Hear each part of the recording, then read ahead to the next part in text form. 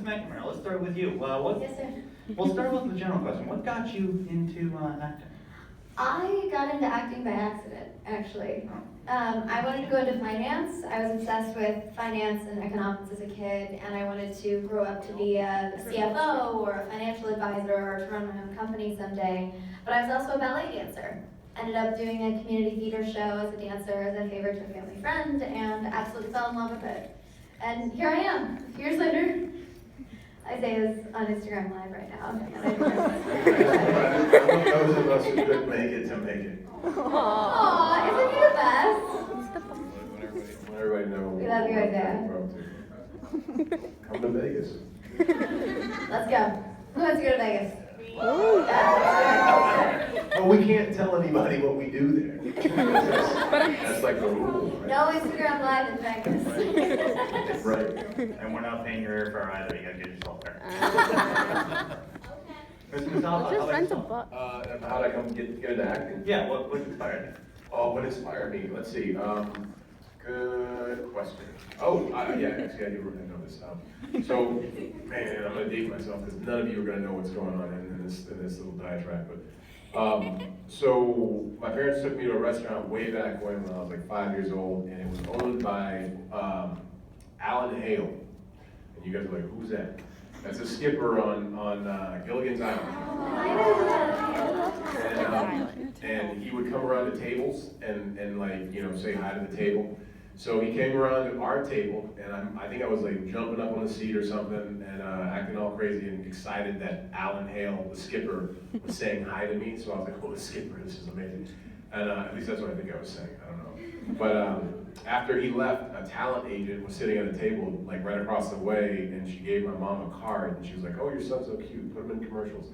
And my mom was like, oh, cool, took the card, never called anybody on the card. And I asked her about it for years, and she's like, I threw that person away. So I never knew what happened to it, but after that, I thought, like, ooh, I want to be on TV. Like, that just sounds fun. And then I got into, like, theater and stuff when I was a little bit older. And that was my introduction into becoming an actor. Katherine. That's awesome. Katherine, any starstruck moments for you growing up? Actually, one starstruck moment that I had actually happened to me when I moved to New York. I was in Kansas City doing theater, moved to New York, ended up doing a Broadway show, and the Broadway show was with Angela Lansbury and Catherine Zeta-Jones. And I remember meeting them for the first time, being backstage. I had just seen the show that day, and going backstage and meeting them after, it blew my mind because, you know, I met both of these women who are grand dames of theater and film and television, and just absolutely stunning and beautiful and gracious. Meeting both of them within about 2 minutes of each other almost blew my little Kansas City mind. But they were so lovely, and I worked with them for 6 months, and it was amazing. Well, you guys have been, sounds like you certainly have had some interesting ingresses into the world of acting, some of the more interesting ones that I certainly heard of. But talking about today, you guys are both from Shadowhunters. How did you guys first get approached to work for work on Shadowhunters? Do you want me to start? You got cast first. So I auditioned a long time ago at the beginning of the process when they were seeing absolutely every person between the ages of 15 and 30 that remotely resembled this character. And I remember reading the script for the first time and absolutely falling in love with the world and with the story and with this girl who had this blend of strength and vulnerability and was thrust into this world that she knew nothing about and somehow was able to tread water within it and find these amazing relationships within it. And I love the little bit of magic and how it exists within our world, and it's something that, we all want to believe that magic is real. I think magic is real. But it's a really interesting world that Cassie's created, and being a part of bringing that to life, I thought would be so interesting. And months later, I ended up going back in, and from that point on, it was probably 2 weeks of producer sessions, directors, and network, studio, chemistry reads with Dom, chemistry reads with Alberto, and then suddenly they tweeted out. I knew it was between me and another girl, and they tweeted and said, "We're announcing Clary in 2 hours." And I hadn't heard anything. So I was like, oh, okay, I guess I didn't get it. I guess I'll, move on to the next thing. And then I get a call and they're like, wait a minute, they haven't said anything to anybody yet, hang tight. So for 2 hours, I'm seeing Twitter buzz and who is Clary trending, and I'm like, I don't know, who is Clary? I don't know. So I go to the gym and I'm working out, trying to get some of the stress out. And 10 minutes before the time, they called me and told me I'd gotten the part, and it blew my mind, and I was so grateful to have the warm welcome that I did from the fandom and be a part of this amazing show. That is crazy. I didn't know. I think you told me that one time before, but I didn't know that you went to the gym to try to get your mind over. I was on the elliptical, that is amazing. Let me see. I had an audition for it, and then I was good with the casting directors. And they called me back for. They said it was going to happen quick, so they called me back for a producer or a test.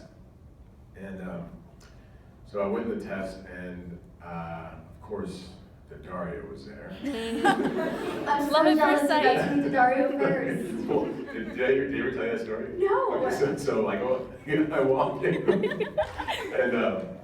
and I sit down and I wish I had hair so I could do math right now. So he's like sitting there, like, oh, you can't be Dario without a phone here. So he's like looking at me, and he looks down at his phone and he goes, No. so then I look at him and I go, do I know you? He goes, no, but do I know you? And I go, no. And he goes, no. I go, okay, well, whatever. And then we go about our business, and then I went in and I read and I came back out, and that was that. And then I was going to another convention for Old Spice, and I got the call that I got. I opened my phone up and I saw like Isaiah Mustafa and Matthew Daddario cast in Shadowhunters. And I was like, what? So I called somebody, I was like, I got that job? And they're like, yeah, you got it. And I was like, wow, that's crazy. I had no clue. Like, I got off the plane, opened my phone, and I was like, oh, there it is. Amazing. So Daddario was there the day that I got the job. That's amazing. And He's probably Googling you. Well, he probably That's what he does. And then like as soon as I got the job, I tweeted to him. I was like, I bet you know who I am now. That's amazing. I was in the same round as Alberto Demeron. Oh, really? Yeah, and I remember walking into the session, and I don't think the Izzy's were there yet, but all of the Simons were there, and all of the Clarys were there. And I looked around at all the Simons, and I saw Alberto, and I was like, well, that's him. Yeah. That's Simon, clearly. And I sit down, and he and I were the only two people really talking in the room. You know how Alberto is, yeah, right? same. And so we were already kind of, vibing and doing the thing that we do. Same thing. Like I remember like Matt was the only one that was like calm, relaxed, and just kind of like talkative and having a good time with it. Everybody else was just like really like focused and not looking at anybody else. Daddario was on his phone, texting, looking up, back down on his phone, like whatever, but like laughing, like whatever. He didn't care. He did not care.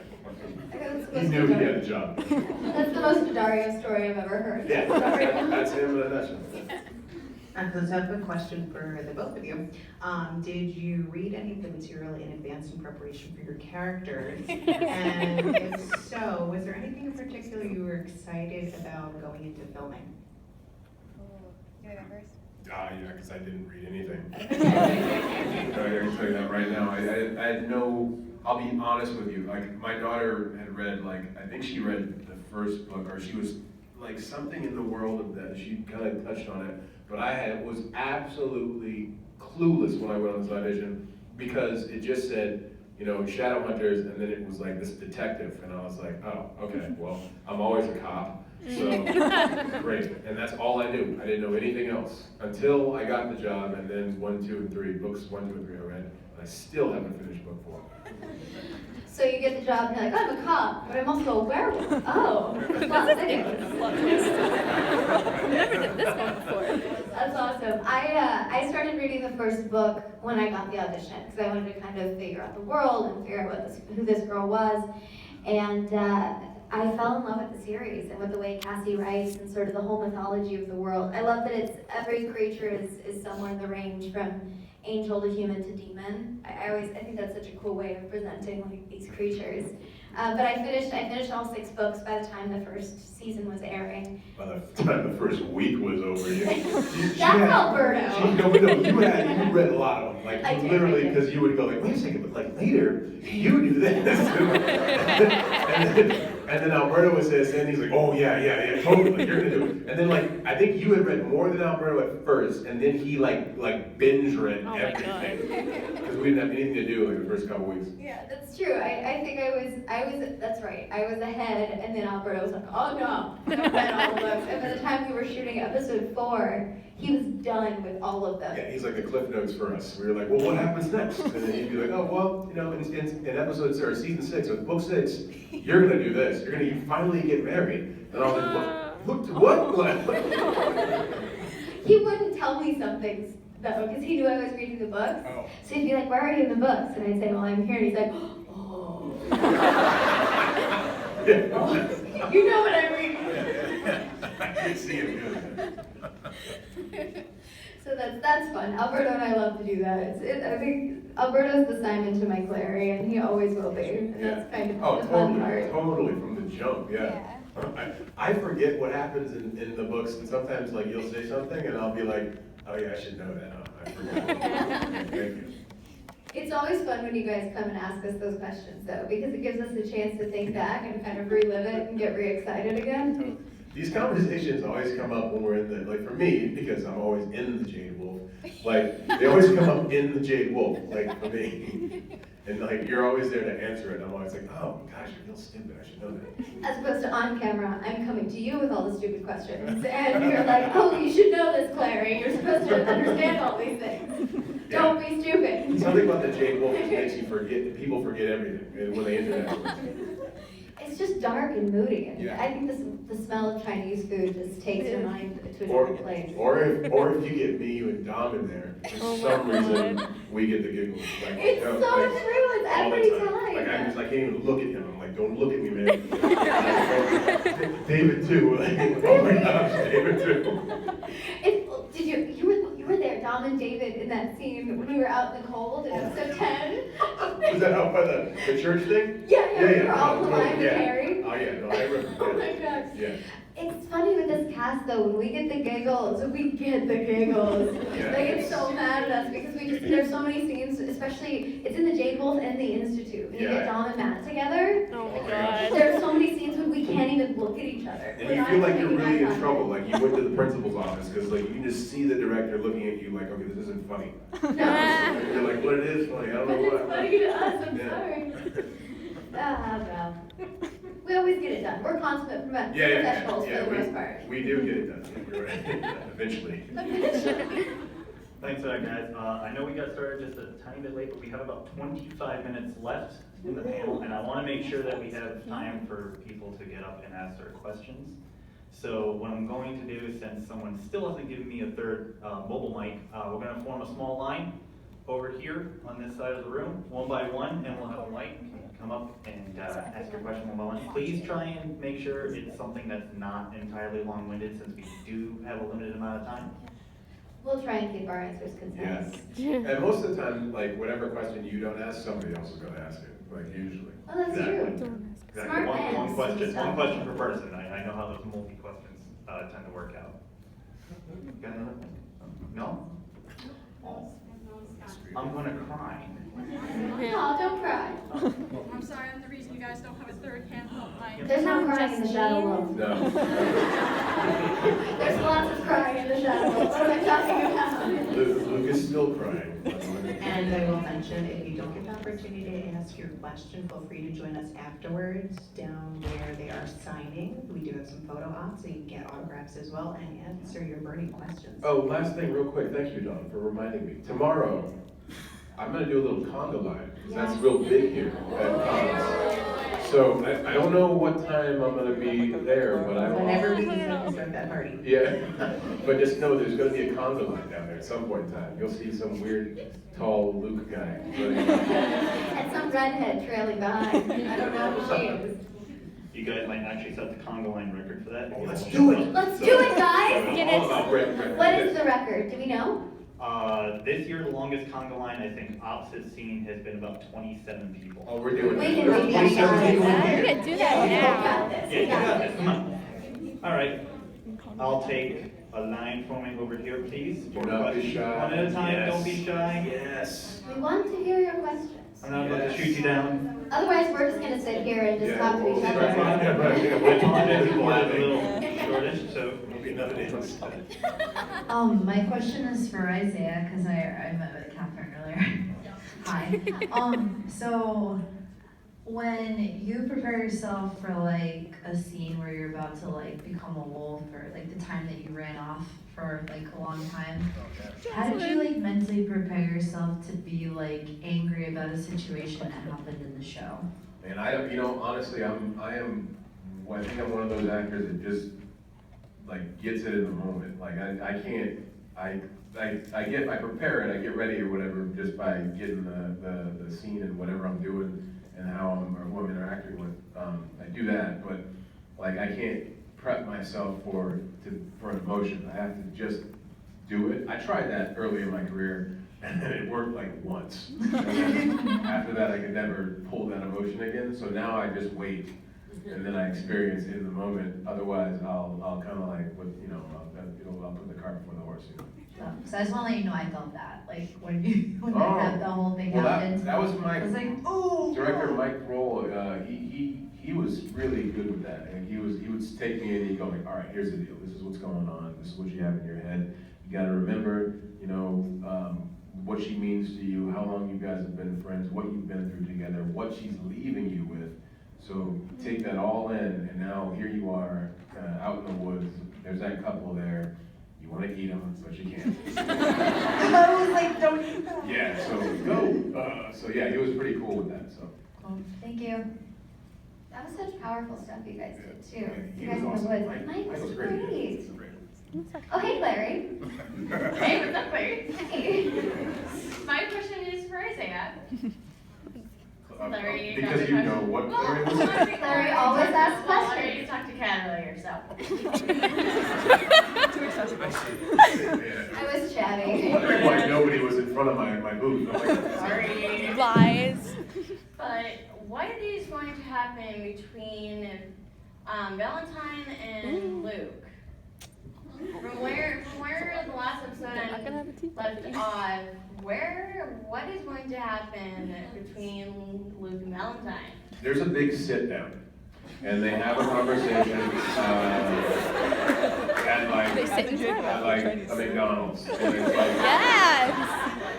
and it gets really contentious until the fries come, and then it's like, oh, the fries. Remember fries? Yeah, I remember fries. And then we're friends again, and it's all good. Oh yeah. Happy Now, meal. I don't, They need a happy meal. I don't know, let's see, with last episode, okay, so, yeah, that's right, I tried to choke Yeah, him. we're- Oh, that's right. Well, you said him. Well, Technically. apparently Luke's a failure at hurting people. He can't really hurt Well, just a little. I don't know, I can tell you this much. Valentine and Luke, their conflict definitely is resolved in the next few episodes, the next 4 to 5 episodes. Stop that. Watch to find out. You guys are And teasing. all those friends, No spoilers. For both of you, what was your favorite line? It's not about For both of you. Oh, okay. Do you have one? Because I have to think. Yeah, I do. I have a couple actually that I liked a lot, so. But I haven't said it yet. Oh, I have an Wow. Oh, I haven't said, man, you almost got me. You almost got me. So close. And it's so good what's going on in the whole situation. Oh, man. So we'll just have to watch and guess what that favorite line is. I love it when they pull things from the book stuff. Like those little tidbits of dialogue that they pull directly from the books. Like when they did it was in season 1, they had Matt call me a little girl, and then I got to say, my name's not little girl, and I read that in the script, and I'm like, yeah! I get to say it. And then there's little bits that they always do from that. Yeah. I love it when you call me kiddo. Yeah. Didn't they pull that from you? Yeah, that's me. That's so cute. It's Isaiah saying that to you. Shireen did that, yeah. Yeah, that was true. Oh, man. I think I say something like, I give a reference to the shadow world, but I say something like, you know, anything can happen, it's the shadow world, or something like that, but it's a very stamped, like, this is our show, you know? And that's why I like it, because it was like, hey, this is Shadowhunters. Well, of course they give it to you because you have the amazing voice and you're like, this is our tech. Because they want to run it for promo. Pull it for promo. This is for both of you. What's the most challenging thing about bringing the books and your characters to life? Just that. Yeah. Respecting the book and then bringing that to a TV format, because they're just two different things. You know?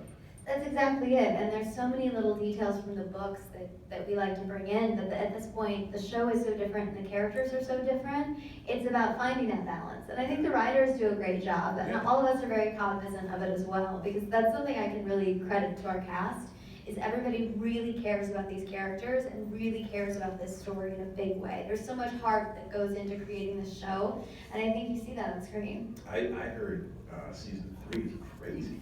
I can't wait. I heard some stuff. You heard stuff? I contacted a writer and I heard some stuff, but no details, but literally, like, I was told, it's crazy. That's so good though. I know, I'm excited. Well, especially, I've just seen a few bits of episodes 19 and 20 where it leaves off. It's so exciting to see what they could do with the show. It's crazy, a lot of stuff happens. It's brutal. It is brutal. It's brutal. Like from this point on in the season, Yeah, it's brutal. it's a lot of turns, twists and turns from here on out. Somebody asked me the other day if there was, you know, where the next comedy moments were coming in the show from this point forward. And I was like, well, there's No. I know of one, but only because I'm in it. But, I'm not. yeah. No, you are actually. I am? Yeah, you're in it. What I'm? Is it when I trip? No. Do you remember that scene Yeah, in the unlimited episode where we were slipping I on do. cement? I do. That was the first season, though, right? No, that's it. That was episode 15. Oh, I thought you meant when you were sliding down the grass into the almost Oh, into the yes, van. I did hit the van. Yes, that did happen. Okay, no, in I'm this remembering now. episode in the alley. Yeah. Oh, yeah. Going into the I do remember that. Yes. No, but the scene is with. I can't give it away, but I'll just say that everyone's there. Okay, yeah. Okay, there Okay. was one bit of comedy. And I don't know what specific take they used because there were 7. They were all gold. Let's be real. They were all Well, gold. we'll see. It We were on was fire fun. that day. I was. Had a little too much sugar. This question's for the both of you. If you could play any other character, who would you be? Go ahead. Go ahead. Okay, Sebastian is my favorite character from the books, and it's such an interesting character, and I love what they've done with it. So if I had to say, I'd probably say Sebastian or Magnus because they're such neat characters. But Harry and Will are killing it so much, I wouldn't even want to step on those toes remotely. So props to them. I would say, man, I wouldn't dare touch Alec Lightwood because everyone loves Matt, so there's no way that I would want to jump into that. But I'd probably say Valentine, honestly. I've said that before. But yeah, for some reason, like he on this paradigm, so of course, I feel that bond still. But yeah, I would love to kind of give it an equal twist to things. So. What if you and I suddenly started playing Valentine and Sebastian? Out of the blue, like what happened in episode 4 or 14, where they switched, or no, was it episode 12? 12, They switched, yeah. I want to do that. That sounds fun. I would do it. Yeah, everybody just like, Everybody switch parts. Like a big AU episode. Azazel's back. Rise from the dead. Hi, Hello. Hi. You guys have such a great family dynamic on the show, and I was wondering how you guys hone that chemistry. It kind of just happened. Yeah, like from the jump. Yeah. I don't know. I mean, I think we butt heads on little things, but like never like anything that people aren't talking to other people. You know, like it's always a fun time. Like, yeah, it's just dinners and card games. By the way, I got 2 new card games. Yes. One, Werewolf. bears versus babies. Oh my and then God. Exploding kittens. Yes. I played Kids with Harry. Oh, have It's you? so fun. I know the guys who make that. That's amazing. But anyway. It's so cool. We need werewolves. Werewolves. I think Come on. I think honestly, I remember that first dinner we had when I first arrived in Toronto, and we all kind of sat there knowing that we had this show to make and knowing that it could last for several years. And we were in Toronto, we were the only people that each other knew in Toronto. Right. And I think we all kind of looked at each other and went, okay, Yeah. we can either make this really fun or really not fun. Yeah, if I'm not mistaken, I want to say Dom said something like that. Like, I think he said something like, if we're all still getting on like this, you mentioned moving into a house together. If I'm not mistaken. We talked about that for a long If time. I'm not mistaken. Because I think it could work for a while, but I think it's best, I think we all want to, meanwhile it becomes Big Brother Shadowhunters. Season 3, we all live in separate places. We're all separate still. Right. Hello. Oh, sorry. I just want to say, first of all, I love the book so much, and I just want to say thank you for bringing what I visioned out into the world. And I watched the movie, and I'm sorry if I'm stepping on one's toes, but it was like, but I did love Luke's character, but when I watched the show, you won me over, so I want to say thank you too. Thank you. But like I said, I love the book so much, and there's like, I forgot what it was. I think it's the Mark of Cain when you put it on Simon's head, and I've been waiting and waiting. That's my favorite part in one of the books. And I was wondering if you had a favorite part of the books that you can't wait to make alive. A lot of my favorite parts of the books happened in season 2B. And a lot of them I can't talk about yet because they haven't aired yet.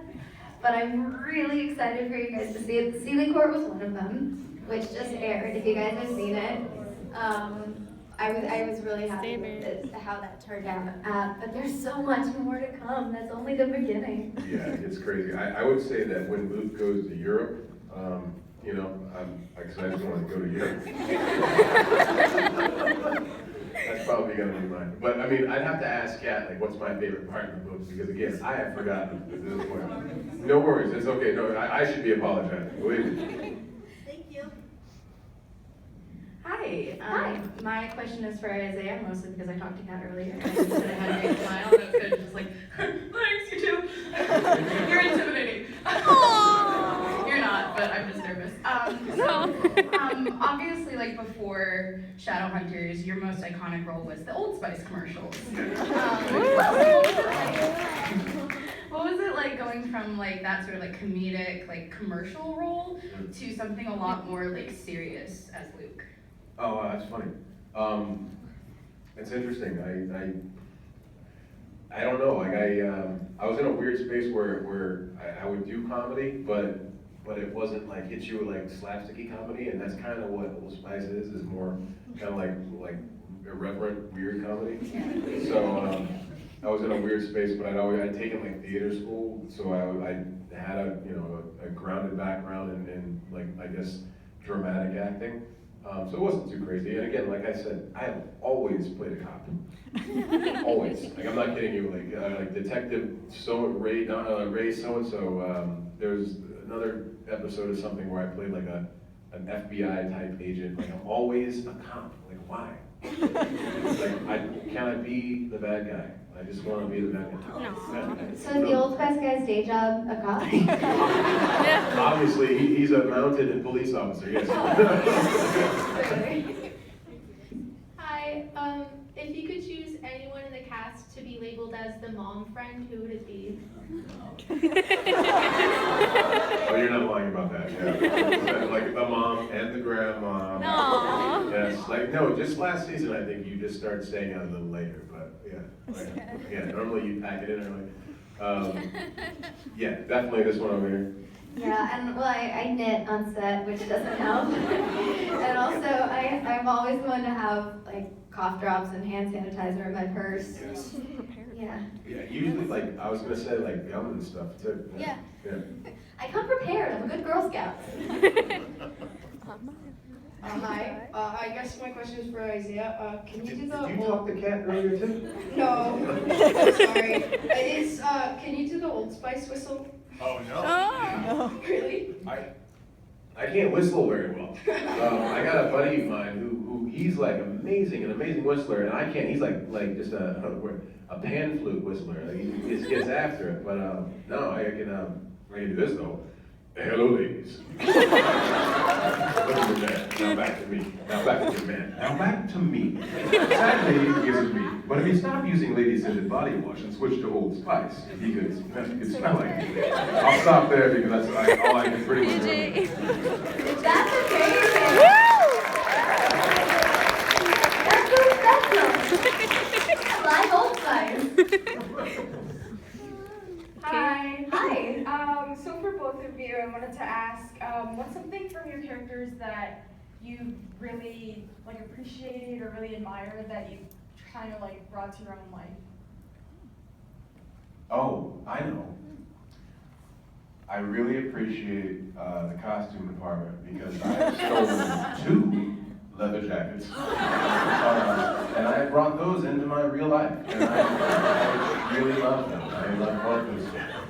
Well, that's a great idea. I should do that next season. By the way, shout out to our costume department because they work so hard, tirelessly. Do you guys know how hard it is to alter leather jackets? Did you know how many leather jackets they alter on a daily basis? I do. I don't think there's a person on the show that, and they're sticklers about making it fit perfectly. So they work so hard. But other than the wardrobe, I think my favorite part about Clary is that she is so flawed and that she has the best of intentions, but just sometimes doesn't understand the consequences of those actions. And so constantly she's throwing herself into things and falling flat on her face and making every mistake possible. But somehow she finds a way to pull herself back up again and start over and try again and try and fix her mistakes and try and own up to it. And she learns, I think the most important thing is that she learns from those mistakes every time, or she tries to. Sometimes she repeats mistakes. A lot. Yeah, but I mean, coming from it from Luke's point of view, I always feel like he knows like you're trying, you know what I mean? Like and also like you don't have anybody there, like you don't have a safety net, except for me. You're it. But I'm dealing with all this other stuff going on that you know we'll talk about later. But yeah, like so it's like to watch her do all that stuff is like almost admiring. Like you admire it. You're like, wow, look, she's doing it, you know. Well, and I know the Wolfpack's always got my back. Yeah, Except that one time with Maya. Yeah, It's getting there. It's getting there. Yeah, that's a mistake I'm not going to repeat. Let's put it that way. Hi.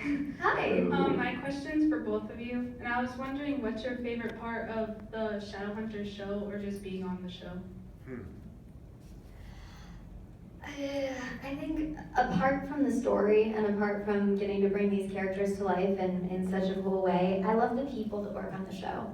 Everybody from the cast to the camera guys that have been with us since the first episode, to every single department who really are artists, to our producers, our writers, our directors, everybody who's a part of the show really does care. It's not just a 9-to-5 job for anybody. Everybody's really being creative and really passionate and trying to create a show that is something special.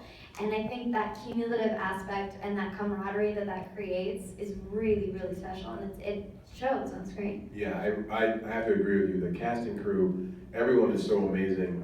We have amazing producers, amazing showrunners, amazing writers that really put their all into these, you know, the characters in this world, and also like studying like the lore of Shadowhunters. You know, they wanted to know like Taylor is like amazing. I love Taylor. She read the books from like way back, and she's so happy to be working on this. She's one of our writers. She wrote the Sealy Court episode. Yes, she did. It was awesome. Like to have like think about it. Like if you were just a fan of the books and you love the books and you read them and everything, you became a writer, and now suddenly you're working on the show. That's Taylor. You know what I mean? So you can rest assured that like she's got your back. You know, she really wants to make sure like everyone gets it from a book point of view, also from a television point of view.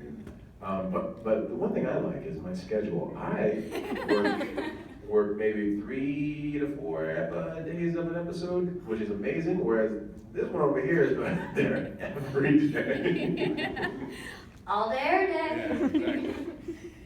But it's cool too, because our show's not an easy show to shoot. We're often out in the cold or the rain, Oh my God. or at 3 in the morning, or Naked in the cold. this guy, crazy. Because that's what happens to werewolves when you revert back. They just lose all their clothes and everything. Yeah. So like, and so everybody says like, is it hard putting on makeup on? I'm like, no, because it's CGI. I go, the hard part is when I get turned back into a human and I'm freezing outside wearing nothing. You're such a trooper when it comes to that. But it's great at those moments to have a camera crew who gets it and who understands the people who really care and that we're comfortable enough with and they're comfortable enough with us that we can expedite things and work together as a team to get things done.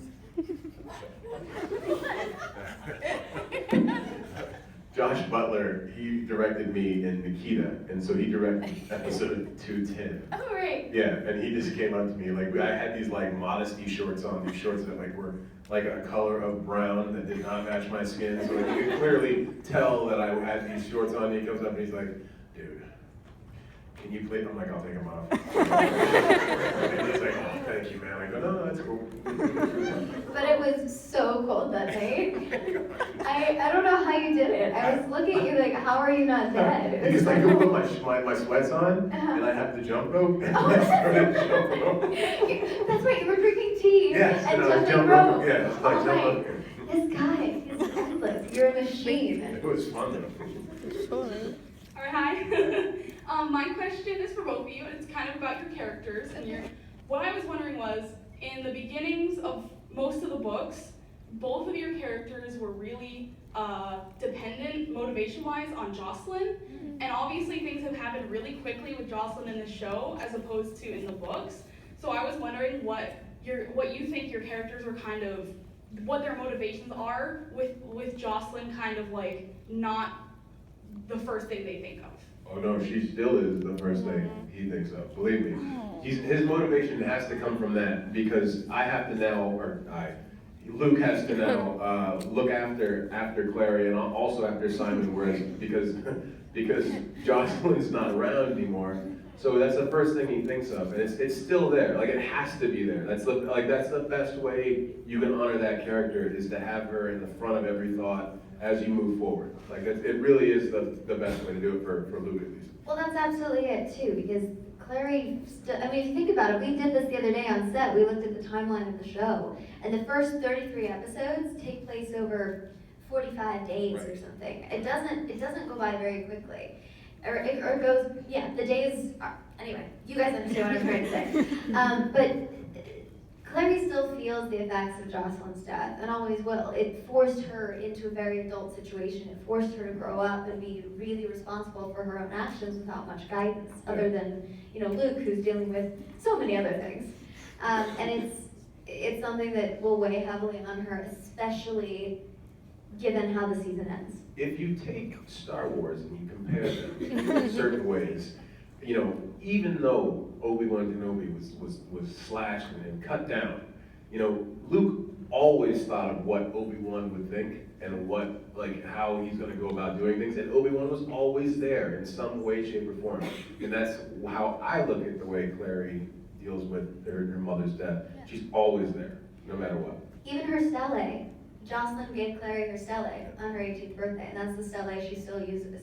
So every time she draws a rune, part of Jocelyn's with her. Thank you. This one's for both of you. How do you think you guys have improved with training for fight scenes? Like, was it hard at first? This guy's always been a beast. Let's go. Yeah, I've always been athletic, but okay. Even though I've never seen someone as small as Kat jump onto a 36-inch box. Like I saw that in like some video she posted. I'm like, did she just do that? I'm like, dang, I can't even do that. Like, what's going on? Like my knees. I couldn't even feel like she just like, and I was like, whoa. We have amazing trainers, so like really good guys. That's what it is. We have these amazing trainers that are masters in their martial arts and in their specialties, and they take the time to actually teach us and train us, and they have as busy schedules as we do, and they make time for us. And we're so, so grateful for that. But it's not easy, but it's actually changed my life. I didn't really know how to work out before Shadowhunters. It's competitive too, though. It is competitive. Like it's competitive out there. Like if you got some boxing training one day, you better believe somebody else is gonna get it the next day because they don't want you to go like to eclipse them in the training. Like everybody really is like, oh no, I can do it too. I can do this too. I can do that too. Like it's kind of fun though, you know. But it's a good thing. It's a healthy friendly. competition. Yeah, it's a healthy competition. Okay, guys, I've already been given the notice. We got about 5, maybe 4 minutes left. Is there one last question that someone wants to ask? Oh, did someone want to know why I'm wearing socks with my face on them? What? I pointed that out. I want to know where I could get some socks with your face on them. Oh, probably at I'm still Walmart. waiting for mine. Okay. But, you guys good for one more? Of course, yeah. So let's name here first. I guess it's weird because I think you've interacted with Jace a few times and you always interact with Jace, even when it's negative or positive, but like, what's the chemistry like for that dynamic with Jace? Because I know we mentioned Simon, but I didn't hear anything about, like, I know you guys all work together, but Jace is like an intense character and like, it's hard not to be like, well, how does Jace feel about it? So that was my question. Well, especially with everything that's happened between Clary and Jace, they've had this connection from the beginning, and they've been through a lot together. So for better or for worse, they have a connection because they had to both deal with being considered Valentine's children, and they were falling in love as well. And so there's a connection there, and then they found out they were Valentine's children and dealing with that connection, and now the angelic blood connection. They're always connected in some way, shape, or form. And now after the season course, they have a lot of baggage to deal with. So it's a very interesting story, but the two of them, what I love about Jace and Clary is that when one is weak, the other is strong for them. And there's that interaction between the two of them that together, they really are unstoppable. But it's if they get separated that they're each other's weakness. You know what's crazy is that Luke knows that. Like he just knows it. It's so remember when you went missing? Or Clary went missing, and he went to go get Jace to help find you. Before coming to find me. Exactly. Yeah. So I think he understands the bond there, and he sees it probably from being an ex-Shadowhunter and knowing that there's a serious parent bond there. So I think that's the reason. Like he's I'm not necessarily pushing you toward him, but he's definitely respectful of that relationship, and he sees what's budding there. So I'd like to think that he's kind of like, well, let me go ahead with it. Are you saying you approve? Luke approves? I did not. Yes. I'm getting permission? I did not say that. I didn't say I approve. Playing a little matchmaker there? I'm not matchmaking anything. We have a young Simon to think about, you know? Oh, yeah. What about Jason Maya? Oh, yeah. But what about Jason Maya? Jason, what? Jace Maya. How dare he? Why? A member of my pack? I'm sorry. A member of my Other pack? daughter. I know, I'm sorry. With a Shadowhunter? Alright, Oh my okay. gosh. It happened though. Yeah, whatever. You know what? I Simon don't Maya? get into the lives of young people. I stay, and you'll find me in the Jade Wolf cleaning the floors because it is filthy to bed. If you want to know how filthy it is, go to my Instagram and look at. I have a post that I made about it. It's a lawsuit that the Jade Wolf. If you've been bitten by something or whatever, the Jade Wolf, you pay attention. Go look at that. You'll see how I feel. I feel like the werewolves, they just need a little organization when it comes to the cleanup. Just like a little chore chart, like a wheel of chores. I guarantee it wasn't like that when Jocelyn was around because No. because there's no one there to crack the whip and say clean up. Nobody's there. Maya tries, but she's got the hunter's moon to look after. But I mean, which is by the way a better restaurant / bar. How did that happen? Yeah, charcuterie. I mean, I had to, because she has the better, I wanted, You're the jealous. only reason I locked her up was because I wanted the Hunters movie, that's it. I tried to take over, but she got out.